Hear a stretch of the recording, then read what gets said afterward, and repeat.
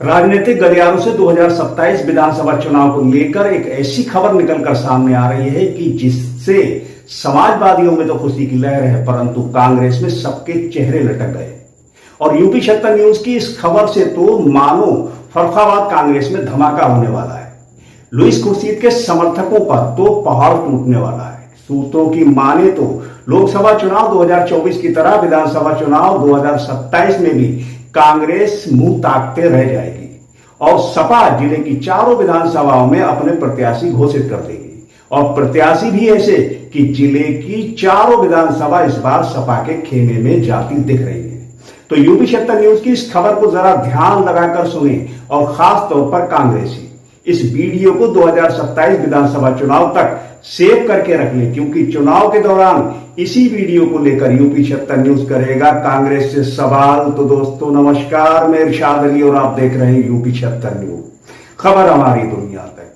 बस आपसे एक ही निवेदन है, यदि आप हमें फेसबुक पर देख रहे हैं तो फॉलो करें, और यदि यूट्यूब पर देख रहे हैं तो चैनल को सब्सक्राइब करके घंटी वाला बटन जरूर दबाएं।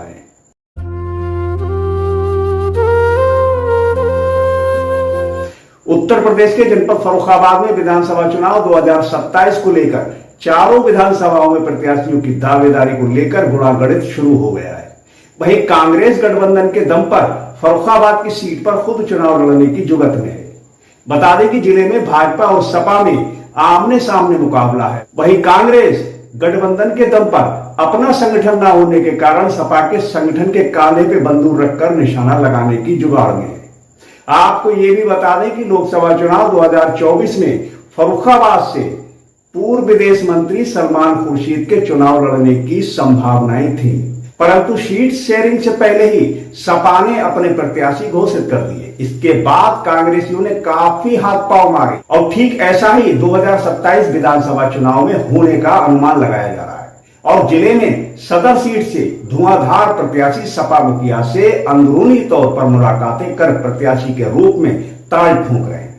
बता दें कि चर्चा ये भी है कि इस सदर विधानसभा सीट से पूर्व एमएलसी मनोज अग्रवाल ने भी अपनी सब सेटिंग कर रखी है, परंतु जब सपा मुखिया अखिलेश यादव का सपा नेता स्वर्गीय छोटे सिंह की 13वीं कार्यक्रम में आना हुआ तब तो धमाका हो गया, क्योंकि सपा मुखिया का जल्द ही जिले में ये दूसरी बार आना हुआ है और सपा मुखिया के संगठन से चारों विधानसभा सीटों का जातीय और क्षेत्रीय समीकरणों के बारे में जानकारी मिली है।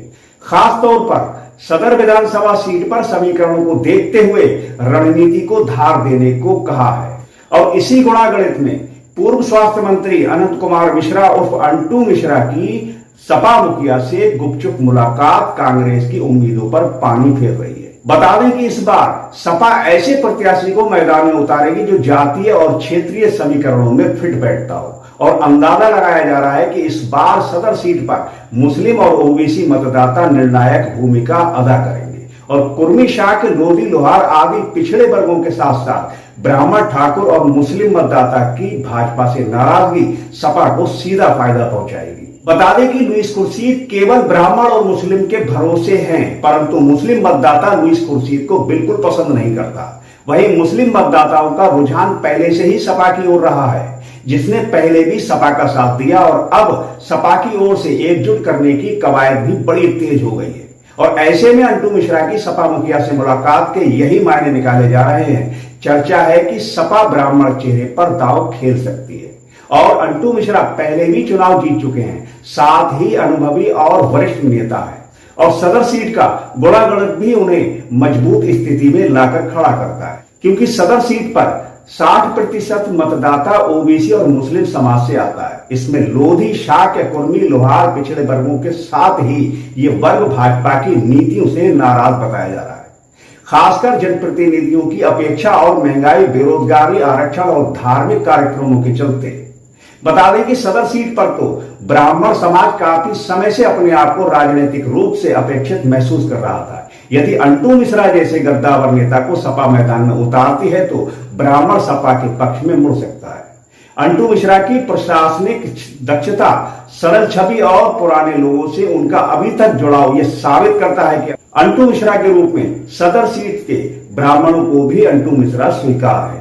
जिले के राजनीतिक विशेषज्ञों का मानना है कि यदि सपा ने ओबीसी मुस्लिम ब्राह्मण गठजोड़ को समय रहते मजबूत किया और एक मजबूत चेहरा मैदान में उतारा तो सदर सीट पर भाजपा के मुकाबले सपा ज्यादा मजबूत साबित होगी। साथ ही सदर सीट पर पूर्व एमएलसी मनोज अग्रवाल को लेकर भी चर्चाएं तेज हैं।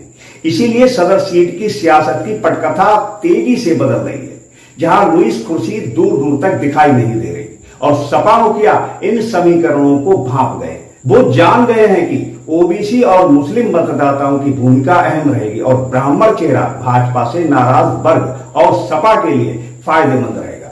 बता दें कि जनपद आगमन पर सपा मुखिया से अंटू मिश्रा की मुलाकात सदर सीट के ध्यान में रखकर ब्राह्मण समाज के प्रतिष्ठित चेहरों ने कराई है, जिसमें कई राजनीतिक लोग, सेवानिवृत्त अधिकारी, कई जनप्रतिनिधि, कई नेता व अधिवक्ता शामिल है। यदि सूत्रों की माने तो यह मुलाकात काफी सकारात्मक रही और हाईकमान गंभीरता से इस प्रस्ताव पर विचार करेगा, क्योंकि बुद्धिजीवियों ने सपा मुखिया के समक्ष अंटू मिश्रा का राजनीतिक अनुभव व जन समर्थन को बड़े ही जोरों से रखा है। तो अब जिले भर में ये चर्चा है कि सपा के लिए सदर सीट पर दो बड़े चेहरे मैदान में हैं और सपा मुखिया हर हाल में सीट जीतना चाहते हैं।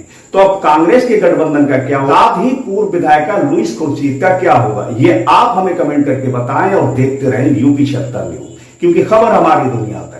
और हम जल्द लौटेंगे किसी दूसरी खबर में, तब तक के लिए जय हिंद।